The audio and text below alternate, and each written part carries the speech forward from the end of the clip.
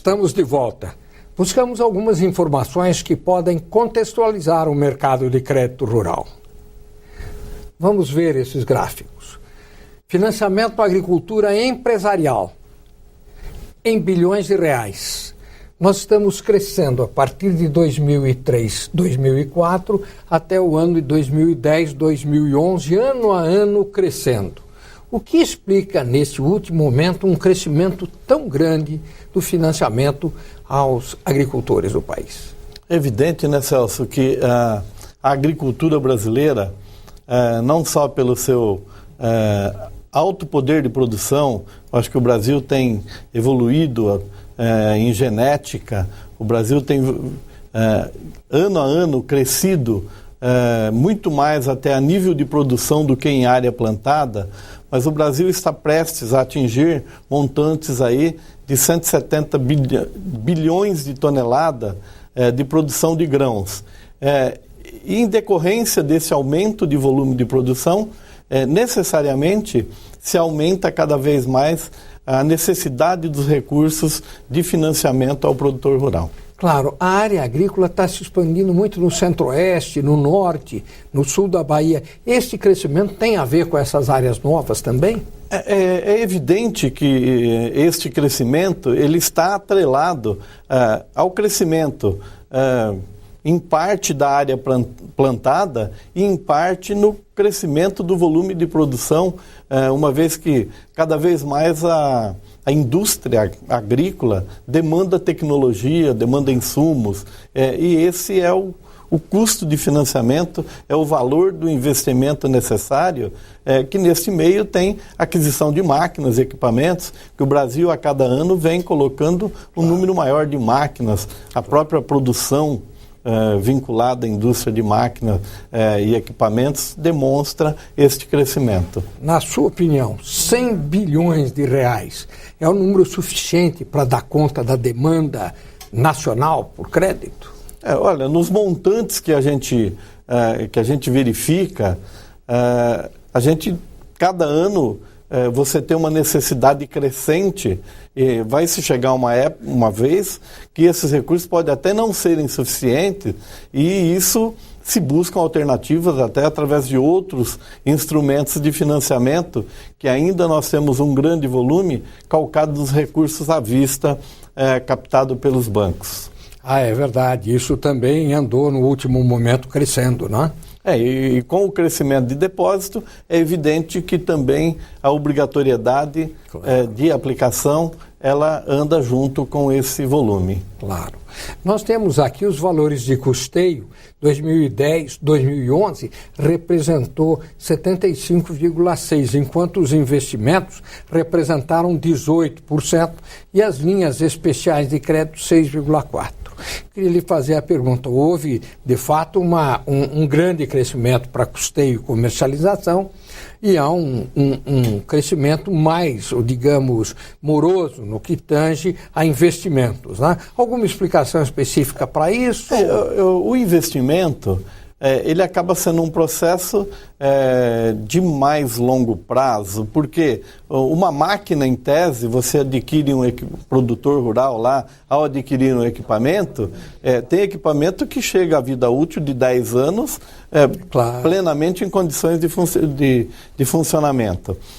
Entretanto, quando você vê o valor de custeio, como nós estávamos falando, cada vez mais a necessidade de tecnologia, a diversificação de fertilizantes que são aplicados para ganhar a capacidade de produção, do aumento dessa capacidade produtiva. Então, o maior volume de recurso é destinado ao custeio e, posteriormente, destinado à comercialização, que uma vez a colheita efetuada, você tem que financiar os adquirentes que vão fazer a comercialização e a industrialização daqueles insumos agrícolas então produzidos. Você fez uma observação no primeiro bloco, quero retomar a ela. Quando a gente faz a implantação de uma cultura, esse é um investimento aqui dentro ou ele conta como custeio?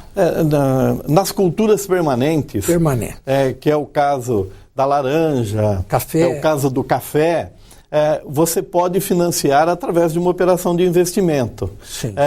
Mas a cultura, aquele plantio rotacionado, a cultura que tem um ciclo em torno de 1 ano, de 6 meses, eles entram através de custeio, onde você financia, né, o preparo da terra, aquisição de sementes e todos os demais insumos que o agricultor precisa para obter a produção da sua lavoura. Os tratos culturais, colheita. E as linhas especiais? O que são essas linhas especiais de financiamento? As linhas especiais são linhas que o governo o Banco Central acabou criando, que são linhas que entram determinados tipos de cultura que não têm diretamente vinculado à comercialização, porque quando há comercialização, para se enquadrar esses recursos, você tem inclusive um nível de preço. Você só pode financiar dentro da regra de política de preços mínimos. E na especial, você tem uma forma de financiamento, até os volumes são menores, que não tem essa exigência de uma política de preço mínimo. Está claro. O Bradesco é um grande player nesse conjunto, né? O Bradesco é o maior banco privado no financiamento à agricultura brasileira. O Banco do Brasil, que é também o grande player do mercado, até porque o próprio governo assim outorgou os poderes para que ele fosse o banco do financiamento à agricultura, mas o Bradesco depois do Banco do Brasil, o grande banco da agricultura brasileira. Na agricultura familiar também a gente vê um crescimento razoável, embora esse 16% signifique 16% do total do crédito utilizado em relação ao crédito empresarial, não é verdade? Ainda que esse valor seja, digamos, no todo modesto, ele apresenta um grande crescimento.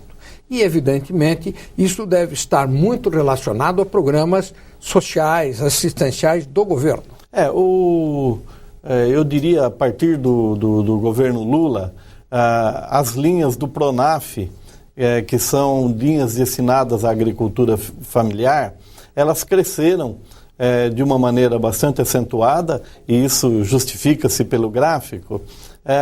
Entretanto, os bancos privados, e é especificamente o caso do Bradesco, o Bradesco acaba de abrir 1.000 agências, agora no final do ano de 2011, mas o Bradesco é um banco que sempre teve uma vocação agrícola.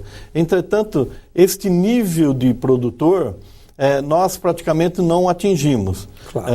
Embora, através do financiamento normal, o Bradesco sempre vai atuar e tem a sua vocação para atuar na área agrícola, e o Bradesco é um banco que nasceu dentro do conceito de absorver essa cultura agrícola nos seus rincões aí do Brasil. Mas nós não nos esquecemos ainda das chamadas agências pioneiras. Lembra-se disso? Foi o momento em que o Bradesco invadiu o interior do Brasil e, naturalmente, muito ligado à agricultura e à pecuária.